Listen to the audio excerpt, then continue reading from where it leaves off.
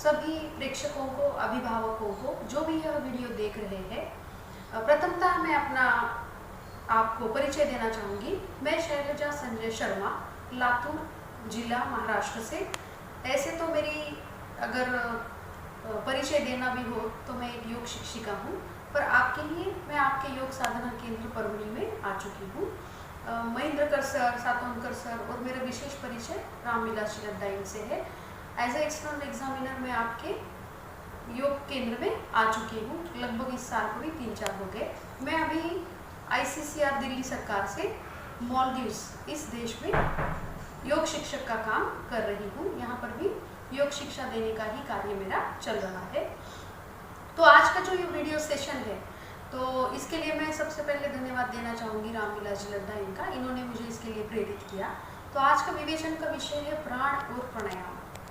Video की जो एक लेंथ है, या फिर इस वीडियो में जो कुछ मैं कहना चाहती हूँ उसे आप अपेक्षाकृत ध्यान से सुने और इसको समझने का प्रयास करें, क्योंकि आप सभी ने अगर योग को अपना अधिकृत एक प्रोफेशन बना रखा है या फिर बनाना चाहते हैं, तो आप सबसे पहले प्राण के बारे में जानें। तो शुरू करें आज का सेशन। प्राण क्या है? शरीर में जो व्याप्त वायु है, हम उसी को साधारणतः प्राण कहते हैं।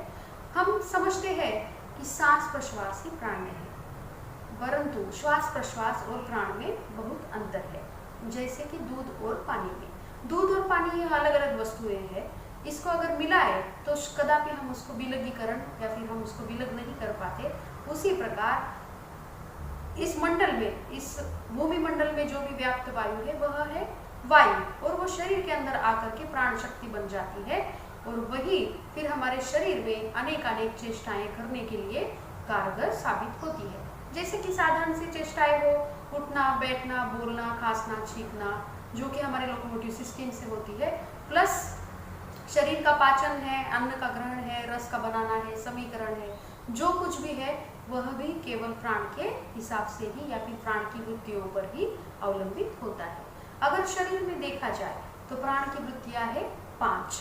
आप सभी को पता है, प्राण, समान, अपान, उदान, व्यान, ये 5 प्रकार की प्राण की वृत्तियां है, और इसी के साथ 5 उप प्राण भी हमारे शरीर में कार्य करते हैं। तो प्राण अगर देखा जाए तो प्राण नामक जो प्राण है हमारे शरीर में, वह हमारे शरीर में ऊपर की ओर यानी मस्तिष्क से लेकर हृदय तक उसकी वृत्ति बनी रहती है। वह श्वसन तंत्र के लिए और रक्त के परिचरण के लिए भी कार्य करता है। समान नामक प्राण जो है वो हमारे शरीर में समानता का, अन्न के पाचन का, समीकरण बनाने का कार्य करता है। आपान प्राण की वृत्ति जो है वो शरीर में डायफ्राम से यानी हृदय से लेकर नाभि तक बनी रहती है। यह शरीर के रस, रक्त आदि धातुओं को प्रेषित करना, अन्न का मलमूत्र की ओर जो भी निस्सारण है उसका कार्य करना, प्लस गर्भ का निस्सारण, यह कार्य आपान प्राण करता है। व्यान प्राण जो है वो हमेशा पगतल से लेकर के हमारे मस्तिष्क तक हमेशा वायु व्याप्त रहते हैं। साधारण से कार्य भी व्यान प्राणों की तरफ से होते हैं। और सबसे आखिरी है उदान प्राण, जो कि महत्वपूर्ण है। वो हमारे शरीर में उत्कर्ष से यानी ऊपर की ओर उत्क्रमण करते हुए व्यापित होते हैं। तो यह 5 प्राण जो है शरीर में हर एक व्यक्ति के दोष के अनुसार अलग अलग कार्य करते हैं। कि मान लीजिए कफ दोष का व्यक्ति है, कफ दोष का व्यक्ति जो है उसमें स्थूल देह के कारण, उसकी कफ वृत्तियों के कारण प्राण अलग कार्य करेगा। परंतु वही अगर आप देखें जो एक व्यान प्राण से ग्रसित या फिर दोषों रहित व्यक्ति है, वात दोष से जो व्यक्ति है, वह क्या करेगा? वह व्यान प्राणों को अधिक चंचलता से स्वीकार करेगा। आप देखेंगे कि वात वाले प्रकृति वाले जो व्यक्ति है वह अधिक चंचल होते हैं। तो प्राण जो है हमारे शरीर में इस प्रकार कार्य करते हैं। और अगर हम देखें उपप्राण, तो उपप्राणों की भी मात्रा हमारे शरीर में नाग प्राण, कूर्म प्राण, कृकल प्राण, देवदत्त और धनंजय, यह 5 उपप्राण हमारे शरीर में अलग अलग चेष्टाएं या फिर उनके हिसाब से वह कार्य करते हैं। उपनिषदों में, वेदों में, गीता में, बहुत सारे शास्त्रों में अगर हम हठयोग प्रदीपिका है, सभी तरफ अगर देखें तो प्राण को व्याख्या दी गई है। प्राणो प्राणम ददाति, प्राण से ही प्राण उत्पन्न होते हैं। प्राणो पिता, प्राणो माता, प्राणो भ्राता, प्राणो प्राणो ससा प्राणो बंधु प्राणो आचार्य प्राणो ब्राह्मण। प्राण ही सब कुछ है, प्राण ही जीवन को एक जीवन देता है और यही प्राण हमारे लिए पिता माता बंधु भ्राता आचार्य की तरह ब्राह्मण की तरह कार्य करता है। प्राणाय नमो यस्य सर्वम विदम यशे। प्राण ही सब तरफ व्याप्त है। प्राण संपूर्ण जीवन की शक्ति है। व्यष्टि से लेकर समष्टि तक प्राण ही केवल हमारे जीवन के लिए कार्यगर है। तो प्राण को हमने समझा, यह है प्राण। तो कदापि यह ना भूले कि सांस प्रश्वास अलग है और प्राण अलग है। सांस प्रश्वास यह जरूरी है प्राण को हमेशा उत्प्रेषित करने के लिए, ना कि सांस प्रश्वास ही प्राण है। जैसे सूर्य प्रकाश हमारे जीवन के लिए उपयुक्त है, परंतु सूर्य प्रकाश ही हमारा जीवन यह है। यह जैसे सर्वथा कहना गलत होगा, उसी प्रकार अन्य भी, जैसे हम विटामिन मिनरल्स कार्बोहाइड्रेट्स प्रोटीन्स यह अन्न के द्वारा लेते हैं, वह भी प्राणों को प्रेषित करने के लिए बलपूर्वक बलता प्रदान करने के लिए हमारे शरीर में जरूरी है। तो यह हुआ प्राण के बारे में। अब थोड़ा सा आगे चल के देखें प्राणायाम के बारे में। प्राणायाम यह शब्द अगर हम देखें, प्राणों का आयाम, प्राणों को विस्तारित करना ही प्राणायाम होता है। हम समझते हैं कि प्राणों को नियंत्रित करना, उसके ऊपर कुछ बलपूर्वक कार्य करना प्राणायाम है। नहीं, प्राणायाम यानी प्राणों को विस्तारित करके फिर उसके शरीर उसकी गति से शरीर के अंदर जो गति निर्माण होती है उसे हम प्राणायाम कह सकते हैं। जैसे महर्षि पतंजलि भी कहते हैं, तस्मिन् सति श्वास प्रश्वास योर गति विच्छेद प्राणायाम। सांस प्रश्वास के शरीर के अंदर भरने से जो गति निर्मित होती है उस गति का विच्छेद करना प्राणायाम है, ना कि शरीर के अंदर जो प्राण से गति निर्माण होती है उसको नियंत्रित करना या फिर उसका विच्छेद करना। उस गति से निर्माण होने वाली गति को ही हम प्राणायाम से नियंत्रित या फिर हम जैसा चाहे वैसे अलग अलग तरह से कर सकते हैं। तो प्राणायाम के बारे में अगर हम और कुछ देखें तो गोरक्ष संहिता में भी कहा गया है, हठयोग प्रदीपिका में भी कहा गया है, दह्यन्ते ध्यायमाना नाम धातु नाम की यथामलाम तथेन्द्रियाणाम दह्यन्ते दोषः प्राणस्य निग्रहात्। जिस तरह सुवर्ण आदि धातु अग्नि में तप्त होकर अपने स्वर्ण रूप को यानी असली रूप को पाते हैं, उसी प्रकार हम शरीर के इंद्रियों को प्राणायाम नाम की अग्नि में तपित होकर के उसके शुद्ध स्वरूप को पा सकते हैं। तो प्राणायाम करने से शरीर के रजो और तमो गुणों की निवृत्ति होती है, शरीर बलिष्ठ होता है, शरीर में जो भी चंचलता है, मन की जो भी चंचलता है उसके ऊपर भी हम प्राणायाम से नियंत्रण पा सकते हैं। हमारा श्वसन तंत्र मजबूत होता है, फेफड़े मजबूत होते हैं, मस्तिष्क से जुड़े हुए कोई भी रोग है, कोई भी व्याधि है, कोई भी अवसाद है, तनाव है, उसके ऊपर भी हम प्राणायाम से नियंत्रण पा सकते हैं। प्राणायाम करने की विधि के बारे में अगर हम देखें तो प्राणायाम करने के लिए सबसे पहले आपका होता है दृढ़ता पूर्वक विचार करना। प्राणायाम करना यानी कोई एक शारीरिक चेष्टा नहीं है, वो इच्छा से, बुद्धि से, मन से ही की जा सकती है। इसलिए आपका दृढ़ता पूर्वक विचार होना, उसके बाद उसके ऊपर विश्वास रखना और फिर उसमें सातत्य रखना, यह प्राणायाम के बारे में मैं कह सकती हूँ। प्राणायाम में 3 मुख्य भाग है। एक तो है पूरक माने कि सांस लेना, कुंभक माने कि सांस प्रश्वास को रोकना और रेचक यानी कि सांस प्रश्वास को सहजता से छोड़ना।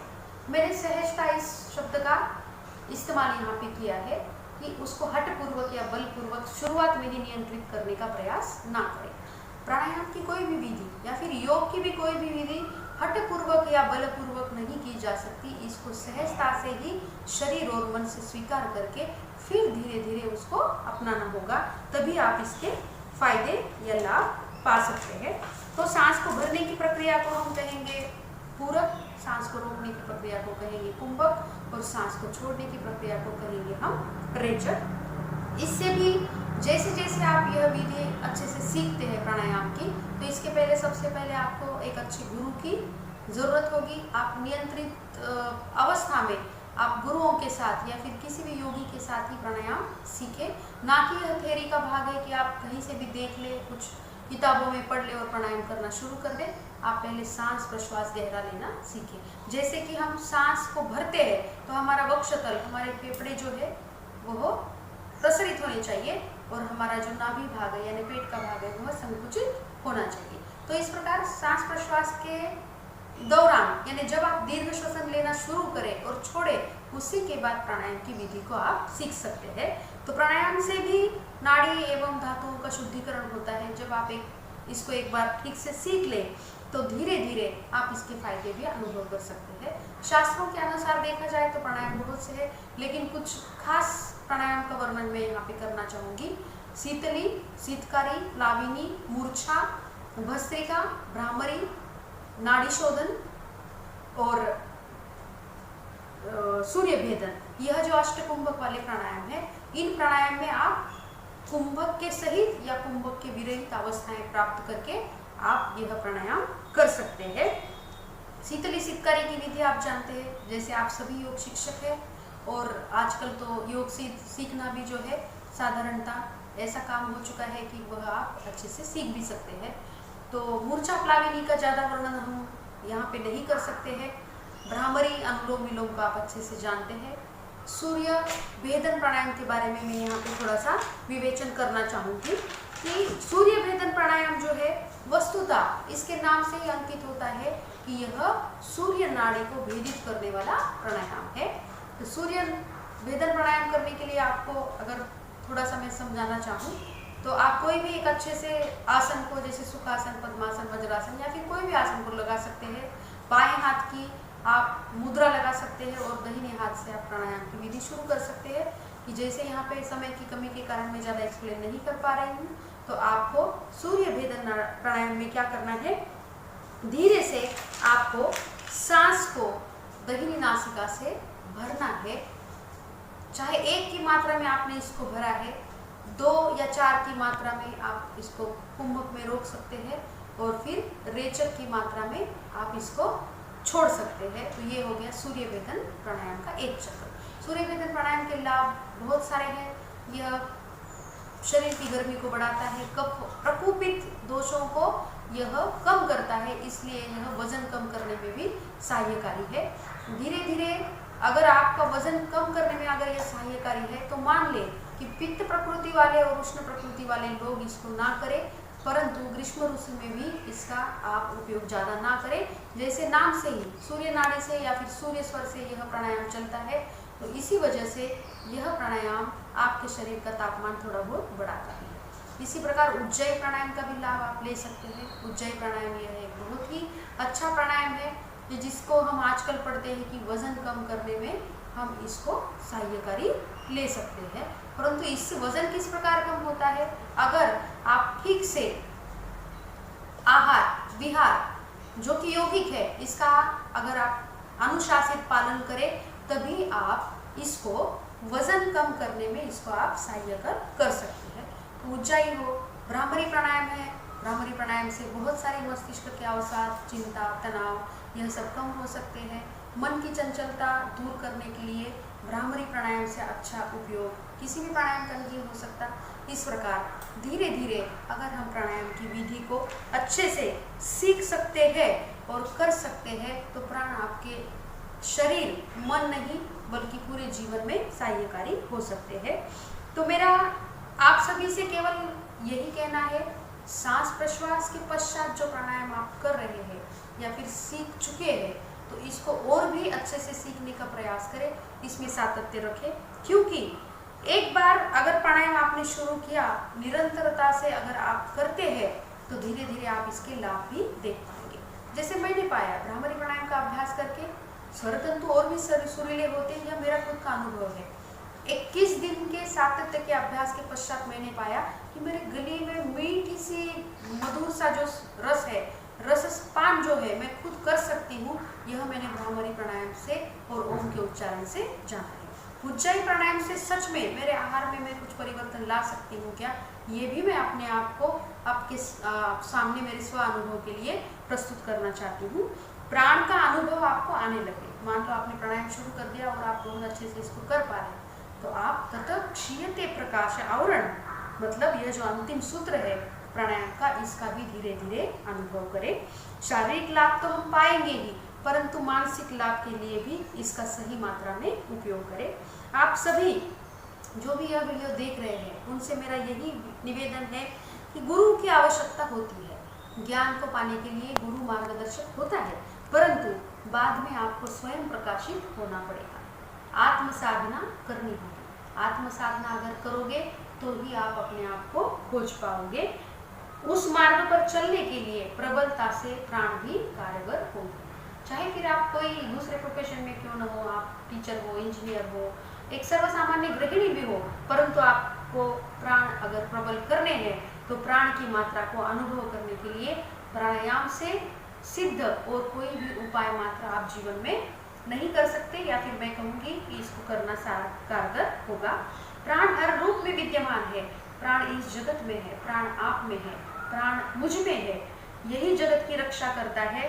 तो इस प्राण के बारे में मेरा एक स्वयं का जो अनुभव है, या फिर मैं अपने शब्दों में इसको किस तरह से बता सकती हूँ, इसके ऊपर भी मैंने एक छोटी सी कविता लिखी है जो मैं आपको सुनाना चाहती हूँ।